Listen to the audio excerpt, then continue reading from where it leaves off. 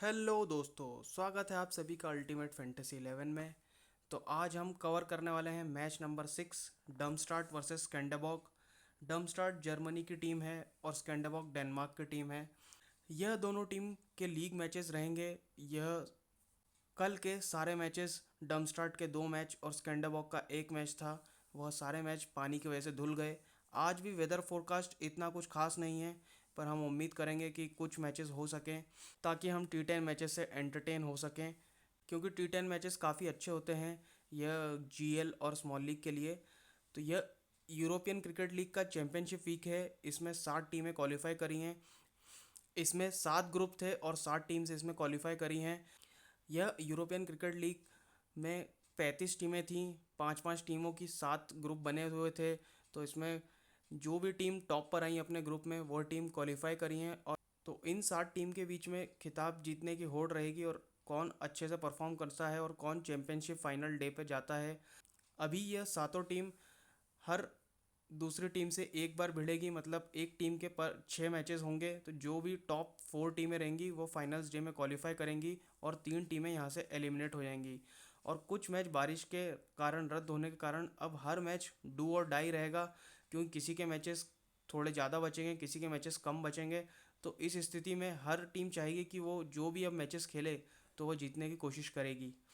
डार्मस्टार्ट group A का winner है। इन्होंने ड्रू को हराया, जो कि फ्रांस की अच्छी टीम है, जिन्होंने पिछले 2 साल से ECL के फाइनल्स में आ रही थी। तो यह काफ़ी अच्छी टीम है डमस्टार्ट। स्कैंडरबॉग ये पिछले 2 सीज़न से फाइनल्स में नहीं आ पा रही थी, ये ग्रुप स्टेज में ही बाहर हो जाती थी। पर इस बार डेनमार्क की टीम फाइनल्स डे पर आई है, तो यह अच्छी बात है। एक नई टीम को हमको देखने का मौका मिलेगा फाइनल्स डे पर। तो यह मैच टाइम है इंडियन स्टैंडर्ड टाइम 3 बजे, काटमा ओवल पर यह मैच होने वाला है।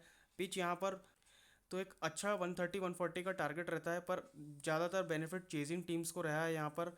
जितने मैंने मैचेस अभी कवर करे हैं उसमें देखा है, जितना शॉर्ट फॉर्मेट रहता है उसमें चेजिंग टीम को ज़्यादा फायदा रहता है, अनटिल एंड अनलेस कोई सामने वाली टीम 180-190 रन नहीं बना दे फर्स्ट बैटिंग करके, या 160 रन नहीं बना दे।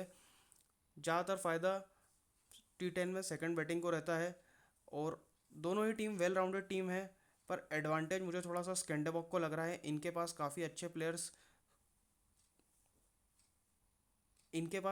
प्लेयर्स की वापसी हुई है, कुछ इंटरनेशनल प्लेयर्स भी आए हैं इनके पास। तो थोड़ी सी यह टीम मुझे फेवरेबल लग रही है।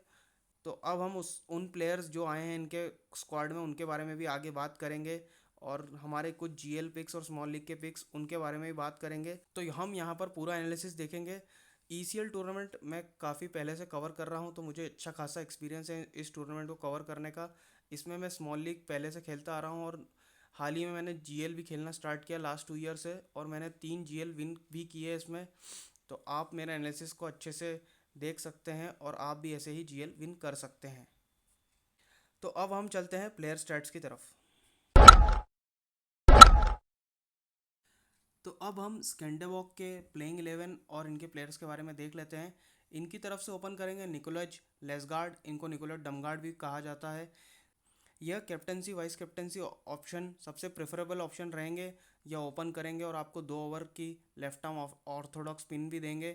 इनका रिकॉर्ड भी काफ़ी अच्छा रहा है, एक मैच में 71, एक मैच में 86+1 विकेट, 25+1 विकेट। तो ये मस्ट हैव प्लेयर हैं, कैप्टनसी वाइस कैप्टनसी के भी अच्छे पिक रहेंगे। विक्रमजीत सिंह, यह इनके नए एक इम्पोर्ट आए हैं, जिनके बारे में बता रहा था कि मैं नए कुछ नए प्लेयर्स आए हैं। यह नेदरलैंड के लिए ओपन कर चुके हैं। इनका रिसेंट स्टैट भी अच्छा है और इस लेवल पे अच्छा परफॉर्मेंस ये कर सकते हैं। और 102 ओवर भी दे सकते हैं। राइट आर्म मीडियम पेस ये बॉलिंग करते हैं, वैसे लेफ्ट हैंड बैट हैं। तो यह भी एक अच्छे ऑप्शन है। इनको भी आप कैप्टनसी वाइस कैप्टनसी और के लिए प्रीफर कर सकते हैं GL के लिए। तो यह भी एक अच्छे ऑप्शन रहेंगे। संगीव थानेक्स्तान, इन्होंने फाइनल में एक 74 रन की पारी खेली थी।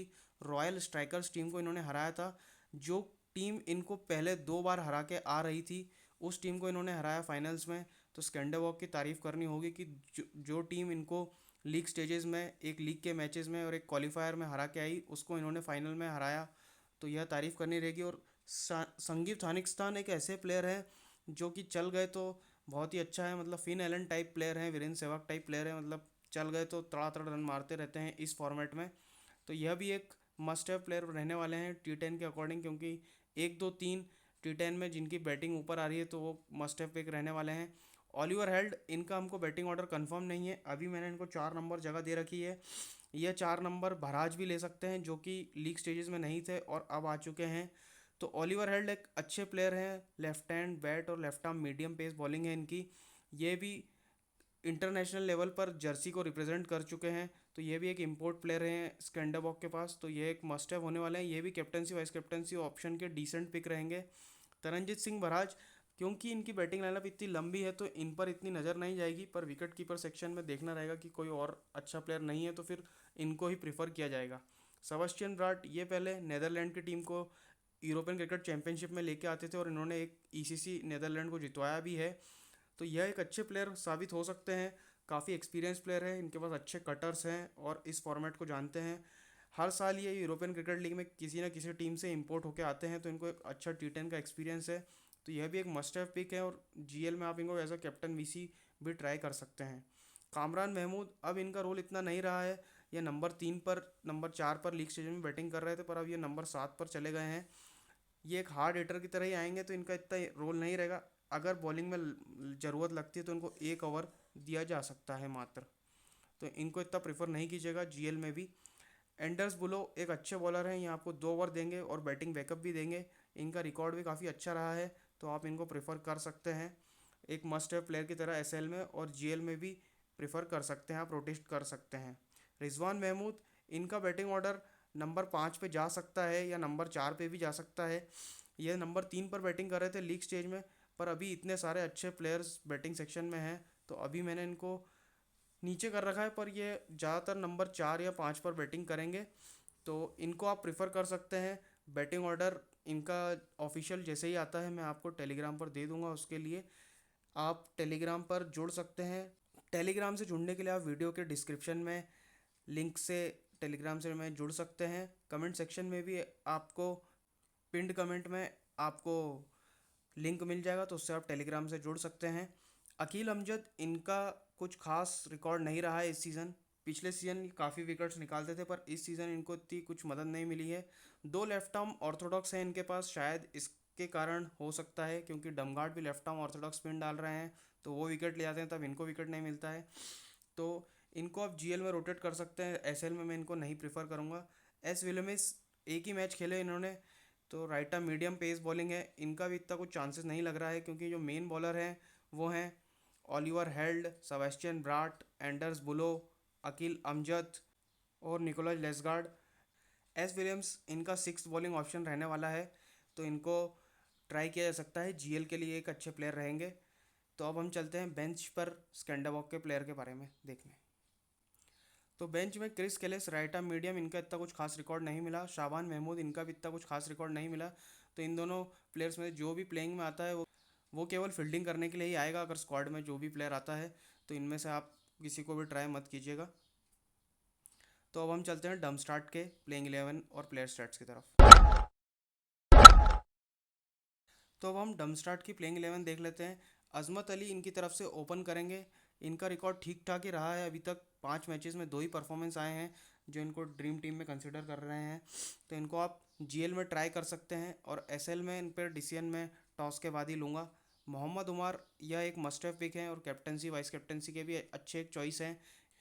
इन्होंने फाइनल में एक अच्छी पारी खेली थी, 22 रन की, आखिरी तक ये रहे थे और टीम को जीत दिलाई थी, और क्वालिफायर में भी 2 विकेट लिए थे, 0 पर आउट हुए थे, तो एक कुछ ना कुछ कंट्रीब्यूशन आपको करके दे देते हैं, तो इनको एक मस्ट हैव कैटेगरी में ही मैं डाल रहा हूँ। अब्दुल शकूर, यह एक काफ़ी अच्छे धुआंधार प्लेयर हैं, एक 101 की पारी भी आ रखी है, 25 रन की भी पारी आ रखी है, ये फास्ट बैटिंग करते हैं बिल्कुल, तो आप इनको टीम में रखिए, इनको काफ़ी अच्छा एक्सपीरियंस है T10 का, और ये इनके लिए एक इम्पोर्ट प्लेयर हैं अब्दुल शकूर।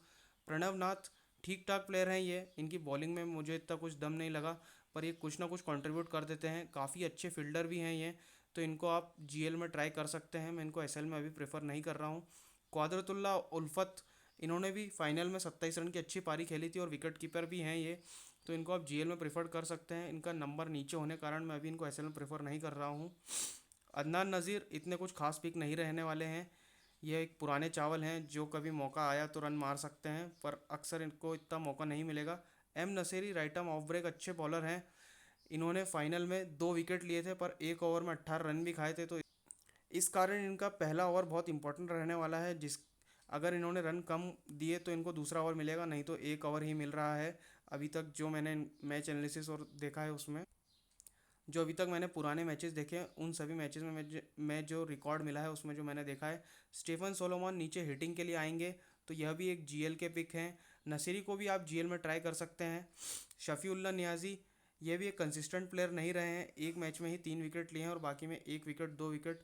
तो मिनिमम 2 विकेट अगर प्लेयर ले रहा है T10 में तो ही वह बॉलर हमारे काम का रहेगा, नहीं तो 1 विकेट में अभी बहुत ही कंपटीशन हो गया है ड्रीम इलेवन पे जीएल में, तो मुश्किल ही है। मैं भी इनको जीएल में ही ट्राई करूँगा। अब्दुल रशीद एक मस्ट हैव पिक है एसएल के लिए। इन्होंने फाइनल में 4 विकेट लिए थे और कंसिस्टेंटली ये विकेट भी निकाल रहे हैं, तो इनको आप ट्राई कर सकते हैं।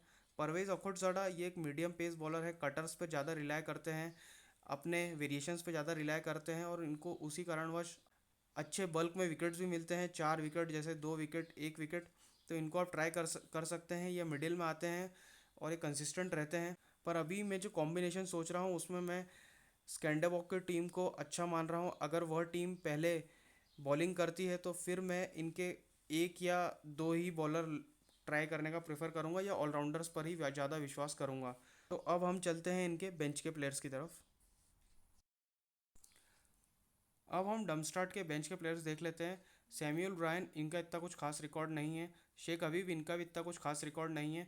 वकार मुजम्मिल, इनका भी इतना कुछ खास रिकॉर्ड नहीं है। एहसान आदित्य, इनका भी इतना कुछ खास रिकॉर्ड नहीं है। केवल मंसूर खान का अच्छा रिकॉर्ड दिखाई दे रहा है, जो बॉलिंग और बैटिंग से भी कुछ मदद कर सकते हैं। अगर ये टीम में आते हैं तो इनको हम एसएल या जीएल में प्रीफर करेंगे ऑफिशियल लाइनअप आने के बाद। अगर इनका नाम ऑफिशियल लाइनअप में रहता है तो अब हम इन पे विचार करेंगे और इनको एसएल या जीएल का पिक देखेंगे। तो मस्त, तो ये जीएल के ही ज़्यादा पिक रहने वाले हैं मंजूर खान यहाँ से। तो अब हम चलते हैं हमारी डेमो टीम की तरफ। तो अब हम डेमो टीम की तरफ चलते हैं। सबसे पहले विकेट कीपर सेक्शन में देख लेते हैं। तरनजीत सिंह भराज यहाँ पर अवेलेबल हैं और क्यू ओल्फत अवेलेबल हैं। डमस्टार्ट की टीम को हम अभी थोड़ा सा वीकर अपोजिशन मान रहे हैं, तो मैं इनका विकेट कीपर प्रेफर कर रहा हूँ। आप चाहें तो तरनजीत सिंह भराज को भी ट्राई कर सकते हैं, ये जीएल में एक अच्छे पिक रहेंगे। एहसान आदित्य, अगर ये खेलते हैं तो इन पर विचार किया जाएगा, अभी के लिए मैं मान के चल रहा हूँ ये नहीं खेलेंगे। तो अब हम चलते हैं बैटिंग सेक्शन की तरफ। बैटिंग सेक्शन में मैं विक्रमजीत सिंह को अपनी टीम में जगह दे रहा हूँ। अब्दुल शकूर को भी मैं जगह दे रहा हूँ। संगीव थानिकिस्तान को भी जगह दे रहा हूँ। रिजवान महमूद को हम ट्राई कर सकते हैं। और यहाँ से जो भी प्लेयर्स हैं इनमें से इतने कुछ खास पिक नहीं लग रहे हैं। के महमूद जीएल में ट्राई किए जा सकते हैं बस। एस सोलोमन भी जीएल में ट्राई करे जा सकते हैं, ये भी विकेट ऑपोजिशन की तरफ से 7 या 8 नंबर बैटिंग करेंगे, तो ये जीएल के एक अच्छे पिक हो सकते हैं अगर इनकी बैटिंग 3-4 ओवर इनको खेलने को मिल गए तो। अजमत अली एक डिसेंट पिक है यहाँ पर, क्योंकि ओपन ओपन कर रहे हैं, तो इन इन पर विचार किया जाएगा एसएल में। इनका रिकॉर्ड भी ठीक ठाक रहा है, तो इनको जीएल में तो मस्ट हैव ट्राई कर सकते हैं आप इनको 60 to 70%।